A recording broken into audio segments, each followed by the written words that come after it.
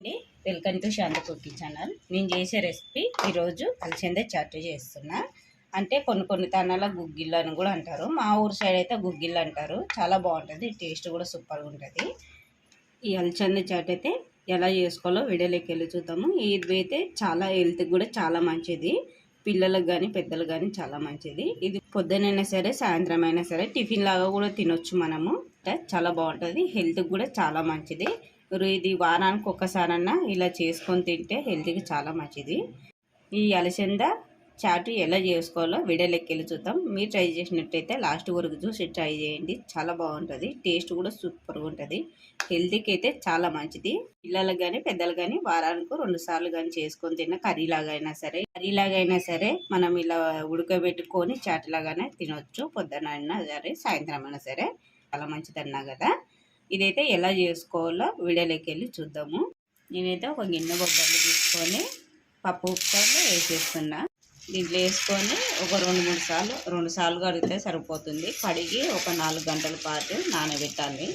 మీకు టైం లేదనుకుంటే మీరు అప్పటికప్పుడే కడిగేసుకొని తగినన్ని వాటర్ పోసుకొని ఒకది ఉడికించుకుంటే సరిపోతుంది. కాకపోతే కొంచెం టైం ఎక్కువ పడుతుంది అన్నమాట.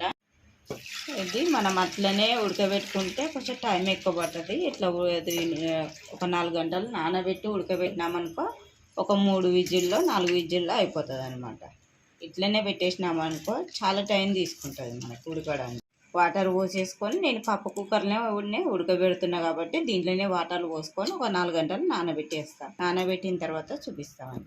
ఇవైతే బాగా 4 గంటలు నానేవి కదా, బాగా ఉబ్బిపోయినవి. ఒక 3 విజిల్లు వస్తే సరిపోతుంది, ఎక్కువ కూడా అవసరం లేదు.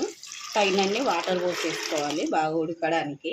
అయితే పోసుకున్నా కదా, ఒక స్పూను సాల్ట్ వేసుకోవాలి. ఎందుకంటే ఇప్పుడు ఉడికేటప్పుడు వేస్తేనే దానికి గుడియాలకు అనేది మంచిగా పడుతుంది అనమాట. వేసుకున్న తర్వాత కుక్కర్ మూత పెట్టేసుకొని విజిల్ పెట్టేసుకొని ఒక 3 విజిల్ వచ్చేదాకా బాగా ఉడికించుకోవాలన్నమాట. ఇవి బాగా నాన్నావు కదా, 3 విజిల్ వస్తే సరిపోతుంది, ఎక్కువ కూడా అవసరం లేదు. పెట్టేసుకోవాలి.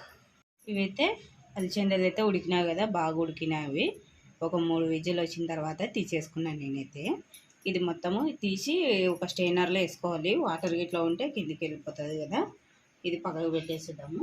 నెక్స్ట్ కడాయి పెట్టేసుకోవాలి. కడాయి పెట్టేసుకొని ఆయిల్ పోసేసుకుందాము. దీనికి సరిపోయేదాన్ని ఆయిల్ పోసుకున్నాం కదా. ఆయిల్ ఇటెక్కలోపు ఒక 4-5 ఒక 7-8 వెల్లుల్లి రెబ్బలు తీసుకొని తీసేసుకోవాలి.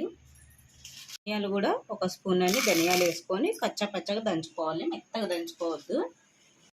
ఆయిల్ అయితే బాగా ఈటెక్కింది కదా. ఈటెక్కిన తర్వాత ఒక స్పూను పోపు గింజలు వేసుకున్నా. మీరు కావాలంటే జీలకర్ర కూడా వేసుకోవచ్చు, నేనేం వేయట్లేదు. ఒక 4-5 ఎండుమిర్చి కూడా వేసుకుంటున్నా. ఎండుమిర్చి మనకు తినేటప్పుడు అలసంద తినేటప్పుడు అనేది చాలా బాగుంటుంది, టేస్ట్ కూడా సూపర్గా అనిపిస్తుంది. ఒక 4-5 మిర్చి కూడా కట్ చేసి వేసుకుంటున్నాం.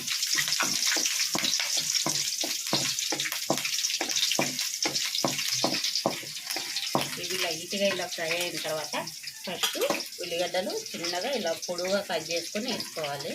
పొడువుగా కట్ చేసుకుంటేనే బాగుంటుంది టేస్ట్ అనేది. దీనికి మనకి ఫ్రై చేసుకోవాలి. గోల్డ్ కలర్ ఏం రావాల్సిన అవసరం లేదు, నార్మల్గా ఫ్రై అయితేనే మనకి తినేటప్పుడు అనేది మంచిగా అనిపిస్తుంది.